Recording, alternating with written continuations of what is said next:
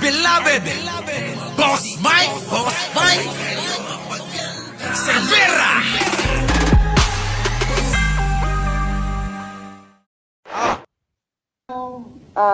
Filing of candidacy, lumapit na sa akin, yung magkapatid. Makinig na kayo mga kababayan ha. Makinig na kayo. Ito na. Pakinggan nyo si Sara. Siya pinahayag niya. Ito, Rakiterang Pinay ha. Boss, tingnan mo rin ako. Tinitignan kita kanina pa. Lahat kayo tinitignan ko. Pantay-pantay ako tumingin. Kaya nga lagi ko sinasabi, shout out sa inyong lahat. Ganon. Di ba, Miss Au? Pagkatapos ng filing of candidacy, lumapit na sa akin, yung magkapatid na Marcos. Sabi nila, hindi kami mananalo. Ayan na ha. Ito yung version. Ito yung version. Fiona. Ito yung version ni Fiona rin. Pakinggan nyo yung version niya. Kasi mamaya kokontra ni Sara ni Manang Aimee ko yan. Candidacy, lumapit na sa akin, yung magkapatid. Ulit. Pagkatapos ng filing of candidacy, lumapit na sa akin, yung magkapatid na Marcos. Sabi nila, hindi kami mananalo kung hindi mo tutulungan kami sa Mindanao at sa Visayas. Lumapit daw ang magkapatid. Ang tinutukoy niya mga kababayan rito ay si Pangulong Bongbong Marcos at si Manang Aimee ko. Yan yun. Sige, ano nangyari ngayon nung lumapit? Sabi ko sa kanila, okay, sige, dahil maraming big ticket projects si Pangulong Duterte sa Davao City, sa Mindanao at sa ibang lugar pa ng ating bansa na gusto nating mapatuloy. Kaya nga, Mamaya babalikan natin yan yung napakarami daw project ni dating Pangulong Duterte nyo. Babalikan natin yan mamaya mga kababayan. Sige, tuloy. di ba, tumakbo kami on the platform of unity and continuity na hindi natin nakikita ngayon na saan na yung mga big ticket projects. Wala na lahat. Bago natin yung ribat ni Manang Aimee ko, bigyan muna natin to ng reaksyon, pwede ba? Itatama lang natin itong maliit na utak ni Sara. Mga kababayan itatama lang natin bago natin ipakita naman yung ribat ni Manang Aimee dito. Game, tuloy! Banat! Pagkatapos ng filing of candidacy, lumapit na sa akin yung magkapatid na Marcos. Sabi nila, hindi kami mananalo kung hindi mo tutulungan kami sa Mindanao at sa Visayas. Sabi ko sa kanila, okay, sige, dahil maraming big ticket projects si Pangulong Duterte sa Davao City, sa Mindanao at sa ibang lugar pa ng ating bansa na gusto nating mapatuloy. Kaya nga, di ba, tumakbo kami on the platform. Doon na muna tayo, tsaka na yung tumakbo kayo. May ribat din tayo dyan.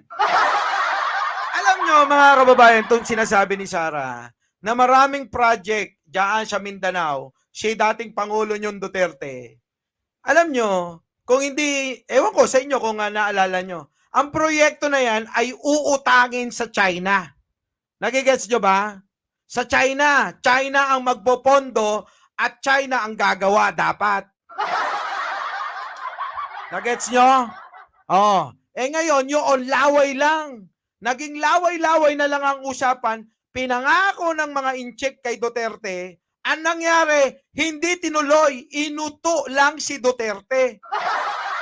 Pinangakuan ng China si Duterte ng mga ganyang mga proyekto, pero natapos ang termino ni Digong. Walang natuloy. Kahit isa, kung meron man, hindi natapos. Gets nyo? Kaya Sara, ano yung sinasabi mo? Ano yung build na sinasabi mo dyan sa Mindanao? Hindi nga natapos Marami nga dyan Hindi naumpisan May naumpisan, hindi natapos Bakit? Nagpauto si Digong sa China. Tapos ang ending kasalanan pala ni Pangulong Bongbong Marcos na ngayon ang daming natatapos. na proyekto. Di ba? Loko! Nagets nyo mga kababayan? Alam ko naman kung updated kayo sa nangyayari sa bansa. Alam nyo yan. Ayun, ang natapos, ang binild pala mga pogo.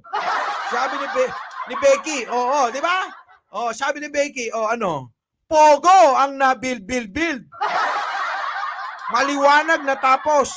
Yung mga, napakalalaking building, ilang bilya, na akala mo nasa ibang mundo ka pag nakapasok ka sa mga Pogo Hub. Sino may sabi niya? Sino nagpapasok? Si Digong na tatay mo. Diba? Yun yun mga kababayan. Ano pinagsasabi ni Sarah? Sige. Di mali si Sarah, di ba? Pasok. Kaya hindi niya mabanggit yung ibong Pogo doon sa libro niya Di ba? Shout out sa 5,000 mahigit na nanonood. Baka naman, isang like naman dyan. Hindi ako galit. Ganito lang talaga ako mag-vlog. On the platform of unity and continuity na hindi natin nakikita ngayon na saan na yung mga big ticket projects. Wala na lahat. Wala nga talaga. Panahon pa ng tatay mo, wala na. Kasi ang gusto ng tatay mo, makipag sa China. Makipagkasundot, ibenta rin ang kaluluwa sa China. Hindi naman ganon kakitid ang utak ni Pangulong Bongbong Marcos Hindi ganon kakitid ang utak niya. Alam nyo na ba? Yung bago ngayon, malaking proyekto. Mukhang may gagawing bagong base. Ang mga kano dito sa Pilipinas, ewan ko kung naririnig nyo na yan. Bilang paghahanda siya kung ano man ang gawin dahil gustong bawiin ni Pangulong Bongbong Marcos yung teritoryong kinubkob ng China na pinamigay ng tatay neto. Gets nyo mga kababayan? Siyempre hindi maunawan, ililiko na naman ng mga tanga. Yung kwento para sirain na naman yung plano ng Pangulo. Kita nyo? Liliko na naman nila yan. Tandaan nyo mga kababayan, si Pangulong Bongbong Marcos, hindi kailangan ng pera yan. Ang may kailangan ng pera, yung mga matatakaw sa pera na tulad nila. Na kahit ultimo mga pogo na alam nilang makakasama at ang mapipirwisyo ay ang mga kababayan natin na tulad yan na sinasabi ko, nawala na yung mga scammer na mga nagchat-chat sa inyo. Nawala na yung mga scammer na mga laging mayroong text message sa inyo na nanalo kayo ng ganito, na nanalo kayo ng ganyan, yung nagpi-phishing ba? Napansin nyo? Nawala, Maring Juliet, di ba? Kasi nga, yun yung mga pogo na pinapasok ng tatay neto ulit. Okay, dito na tayo. Kay Manang Aimee ko. Manang Aimee, rebat! Natandaan niyo yung sinabi niya, Pasok. 2021. Ayan na! Manang Aimee, rebat mo rito. Pasok. Mga April 2021. She was way ahead talaga naman. Alam naman natin, walk over yon kung tumakbo siya noon. Kayo ang lumapit sa kanya. Oo, kami ni Bongbong pumunta. Sabi ko, mag-happy birthday tayo. Baka sakali swertehin tayo. Totoo naman, lumapit. Ganon naman ang mga politiko, di ba? Lahat, kalyado ka, hindi, kalaban, kabate, nilalapitan. Bati-bati muna tayo. Kailangan ko suporta ng bawat isa. Tama yun, sinabi ni Sarah. Ayan tama. Sabi ko sa inyo, aayunan natin pag tama. Pag mali, hindi. Ayan na, Manang Aimee, banat. Ang daming pumunta sa Davao noon. Lahat nag-o-audition para maging vice. Tapos, yun nga, ang nangyari, ayaw na ni Sarah na tumakbo. Hindi na niya gustong president o vice president man. Sabi niya, hindi bale na, dito na ako sa Davao. Walang gulo, ako magme-mayor. And Di ba malayo? Ayaw naman palang tumakbo ni Sara talaga. Di ba? Ayaw mo palang tumakbo eh. Pinagkaubaya mo na, kayo na lang. Hindi siya inuto, mga kababayan, tulad ng sinasabi ng mga ng mga DDS. Inuto ba si Sara? Eh kung inuto si Sara, di uto-uto talaga si Sara. Aminin nyo, Argo, inuto nyo ba si Sara? Di ba? Inuto nyo ba si Sara? Oh, kung nagpauto si Sara, uto-uto talaga si Sara. Kaya tuloy. Kaso hindi nga. Ayaw talaga ni Sara. Ayaw. End of story. Ayoko na dyan, magulo. And nung nangyari yun, sinabi ko sa kanya, huwag ka naman ganyan. Lahat umasa sa'yo. Huwag kang paasa. Huwag kang ganyan. Mag-vice president ka kaya. Ayun. Oy, kita nyo. Nasaan dyan yung sinasabi ng mga DDS? Oh, sige. Sabi niya, hindi bale na. Dito na ako sa Davao. Walang gulo. Ako magme-mayor. And Di bali na. Kayo na lang dyan. Ako na lang ang dito sa Davao at dito ako magme-mayor. Di ba? Liwanag. So ayaw mo pala talagang tumakbo, Sara. Ayaw mo pa talaga kasi nga alam niya na hindi niya kakayanin yung yung posisyon. Nagets nyo noon, tinatalakay natin to. Kaya ayaw ni Sara na tumakbong maging presidente kasi hindi niya talaga kaya. Bakit? Sinusulsulan lang siya ng mga nasa likod at mga tropa ni Digong na mga incheck. Para tumakbong presidente. Kaya galit na galit si Digong noon. Bakit? Si Sara tumakbong bilang vice-presidente sa ilalim ni Pangulong Bongbong Marcos kasi alam nyo kung ayaw niya talaga. Hindi inuto, hindi wala na kahit na ayaw na mismo kay Manang Aimee. Di ba? Nilapitan, di ba? Pero hindi siya inuto. Siya mismo nagdesisyon nun. Pasok. gustong mag-president o vice president man, sabi niya, hindi bale na, dito na ako sa Davao, walang gulo, ako magme-mayor. End of story. Ayoko na dyan, magulo.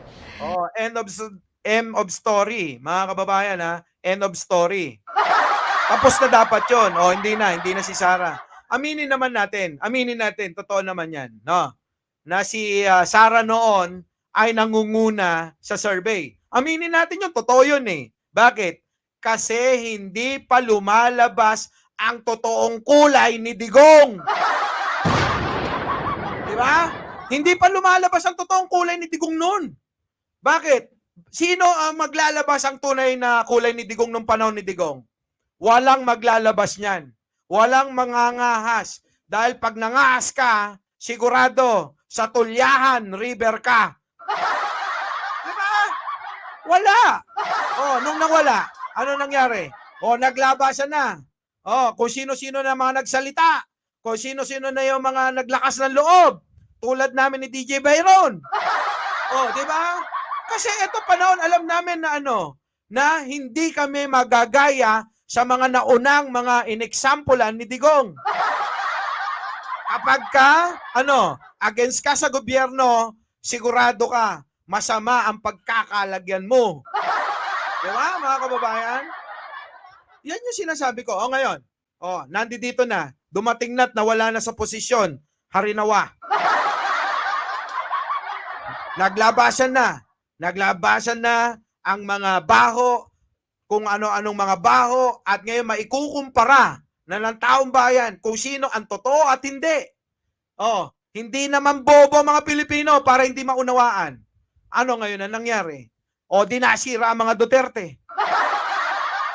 Lumabas ang totoong kulay na ipahayag ang dapat ipahayag, na ilabas ang dapat ilabas, na ipakita ang dapat ipakita, na dapat na pinaniniwalaan ng taong bayan. Diba? Yan yung mga kababayan. Pero hindi natin maalis na meron pa ring mga talagang, na nag-stay na sa utak nila na si Digong ay isang mabuting tao. Kahit marami nang nagpapatunay, nagpapakita, kita nyo naman si Michael Yang lang na pinrotektahan ni Digong na alam naman niya na kung anong karakas meron si Michael Yang. Ginawa pang economic advisor ni Digong. Yung pala, konektado sa Pogo, konektado sa mga droga. Di ba? O ano nangyari? Pasok, ano pa? Ano pa? And nung nangyari yun, sinabi ko sa kanya, huwag ka naman ganyan. Lahat umasa sa'yo. Huwag kang paasa. Huwag kang ganyan. Mag-vice president ka kaya. Ayun, sabi niya, tumakbo na kayo. Ganyan, kayo na tumakbo dyan. Tapos nag-file si Bongbong. Sabi ko, kakahiya naman to. Wala naman siya kasama. Samahan mo na lang. Ayun. Tapos after a while, na-convince din. At pumayag siya na mag-vice. Ayun. Oh, see? Nagpa-baby pa si Sara. Papayag din pala para sa vice lang talaga. O, so nagigets nyo na. So, iba yung sinasabi ni Sara. Iba, malayo yung sinasabi ni Sara na na pinakiusapan siya para hindi na siya tumakbong presidente.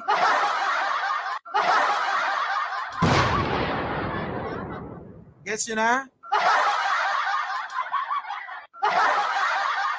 Diba Sara, hindi ka pinakausapan na huwag kang tumakbo ng presidente. Ayaw mo talaga. Alam mo sa sarili mo na ayaw mo na mag-national dahil alam mo sa sarili mo, yung utak mo, pang doon lang sa Davao. Diba mga kababayan? Pang doon lang sa Davao. Alam ni Sara yun. Pero dahil siguro kaibigan si Amy. O sige na, magbabayis lang ako Bahala kayo sa akin. Talaga mahina ulo ko Diba? Kaya nga nalulungkot ako ngayon dahil may hidwaan na. Di ba? Nakakalungkot naman talaga. Alam nyo may kasalanan nito. Ang may kasalanan nito, yung mga nakapaligid kay Sara. Sa totoo lang, yung mga nakapaligid kay Sara. Gets nyo? Balikan natin. Filing of candidacy, lumapit na sa akin yung magkapatid na Marcos. Sabi nila, hindi kami mananalo kung hindi mo tutulungan kami sa Mindanao at sa Visayas. Sabi ko sa kanila, okay, sige, dahil maraming big ticket projects. Kita mo? Kita nyo mga kababayan? So wala talaga siyang interes na wala siyang interes talagang tumakbong presidente. Alam niya kasi, sabi ko paulit-ulit lang, alam niya na hindi niya kakayanin na magiging presidente kahit na siya pa yung nangunguna na na maging presidente. Sa survey, nangunguna siya. Di ba? Hay nako mga kababayan, ang politika nakakasira ng pagkakaibigan. Ang politika, mga kababayan, ay nakakasira ng pagkatao. Di ba? Yan yung mga kababayan Sayang ang mga pinagsamahan, sayang yung dating unit team na akala natin magkakampi. Pero alam nyo, ulitin ko, ang may kasalanan nito, sino? Yung mga nakapaligid sa kanya. Si Roque, sino pa? Yung mga gusto ng kasikatan, si Vic Rodriguez, sino pa? Si Glenn Chong na hindi pa sumisikat, laos na. Di ba? Sino pa? Yung isa pa, si Panelo, si Banat Bay, si Maharlika, yan sila ang sisihin nyo. Mga minamahal naming mga DDS. Kami wag nyo kaming sisihin. Ang sisihin po ninyo, yung mismong mga taong nasa paligid ni Sara. Sila po ang sumira kay Sara. nadamay si Sarah sa gulong ayaw niya. Aminin natin yan. Nadamay si Sarah sa gulong ayaw niya. Sama nyo na si machong-machong si Panelo. Machong-macho. At saka sino pa? Si Maharlikang walang love life. Bullshit na yan. Diba? Si Banat Bay na ano? Oh. Walang gusto kundi siya lang ang sikat. Ayaw nang nasasapawan. Diba? Si Sarah ang munting kagawad. Grabe naman kayo. Oo. Hindi talaga. Aminin natin. Wag na si Attorney Trixie, kaibigan ko yun.